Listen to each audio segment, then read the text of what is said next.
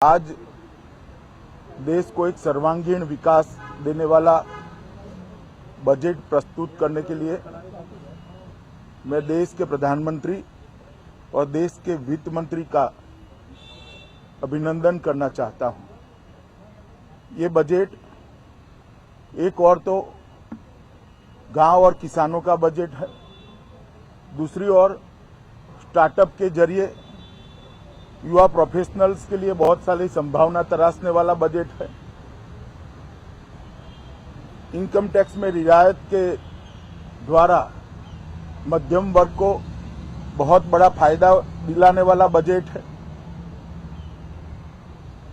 Housing के अंदर जो रियायतें दी गई हैं, इससे अपने घर का सपना काफी मध्यम वर्ग और निम्न मध्यम वर्ग के लोगों का समाप्त पूरा हो सकेगा।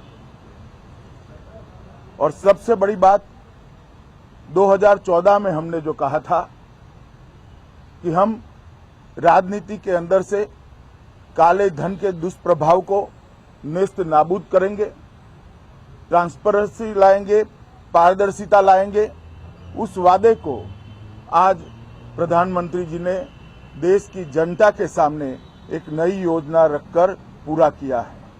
70 साल से राजनीति के अंदर काले धन का जो दुष्प्रभाव रहा, उसने भ्रष्टाचार को भी बढ़ावा दिया और उसने कई सारे दूषण हमारी लोकतांत्रिक प्रणाली में डाले।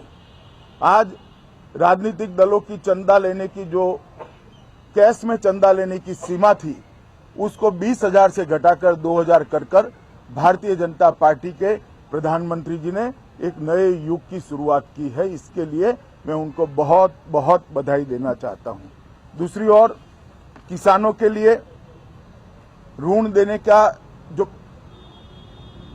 कुल अमाउंट था, उसमें खासी बढ़ोतरी कर 10 लाख करोड़ तक एक्सपांड किया है। मैं मानता हूं कि किसानों की आय दुगनी करने के लिए ये सबसे बड़ा महत्वपूर्ण कदम है। और प्रधानमंत्री फसल बीमा योजना के भी प्रावधान को लगभग दुगना कर प्रधानमंत्री फसल बीमा योजना के लाभार्थियों की संख्या में दुगना विस्तार करने का लक्ष्य सरकार ने रखा है।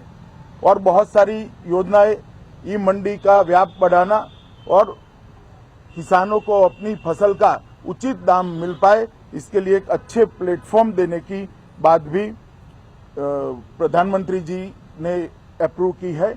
वित्त मंत्री जी की घोषणाओं में जो इरिगेशन के लिए नाबार्ड के तहत एक राशि रहती थी, उसके अंदर भी लगभग 50% का इजाफा कर माइक्रो इरिगेशन को भी बढ़ावा देने का काम किया है।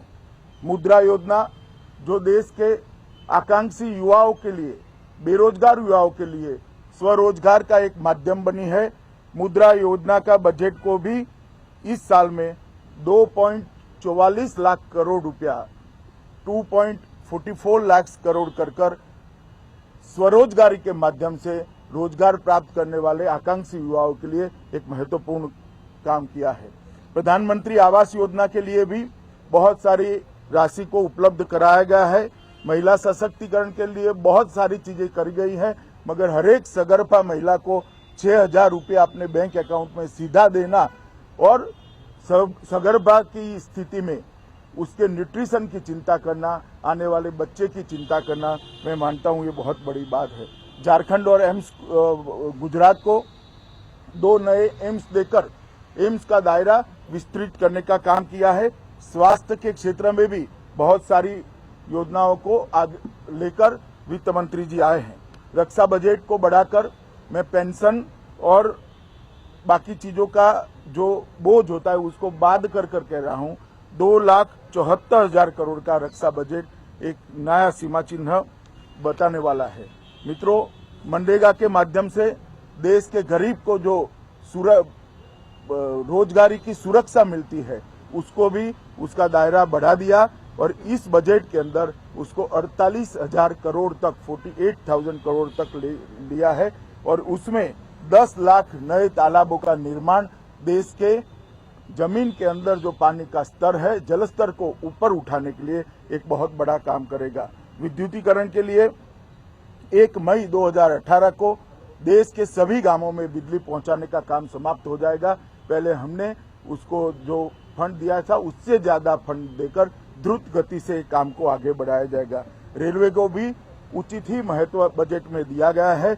सड़क निर्माण में 133 किलोमीटर सड़क हर रोज प्रधानमंत्री ग्राम सड़क योजना की बनाई जाएगी। मैं मानता हूं ये बहुत बड़ा कदम है। काले धन रखने वालों पर बहुत बड़ी नकल कसने के बहुत सारे कानूनी प्रावधान की घोषणा वित्त मंत्री जी ने की है, जो बजट के आने वाले सेशन के अंदर वो लेकर आएंगे। और ये सब करने के बाद भी फिस्कल डिफिसिट को 3.2% तक रखने का एक लक्ष्यांक रखा है। मैं मानता हूं सभी दृष्टि से ये बजट एक परिपूर्ण बजट है।